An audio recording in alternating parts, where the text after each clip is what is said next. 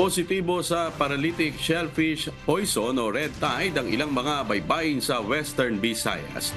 Base sa Shellfish Bulletin No. 29 ng Bureau of Fisheries and Aquatic Resources o BFAR, kabilang dito ang Rojas City, Capiz, Gigantes Island sa Carles, Iloilo. Ipinagbabawal muna ng ahensya ang pagtinda at pagkain ng anumang uri ng shellfish o alamang sa mga nasabing lugar dahil sa panganib ng red tide na maaaring magdulot ng lagnat, pantal, pagkahilo, pamamanhid at respiratory arrest. Pinag-iingat din ang mga consumer sa rehiyon na wala ang red tide kung saan dapat anyang maging mapanuri at tiyakin pa rin ang source kung sakaling bibili ng mga itinitindang shellfish sa kanilang palengke.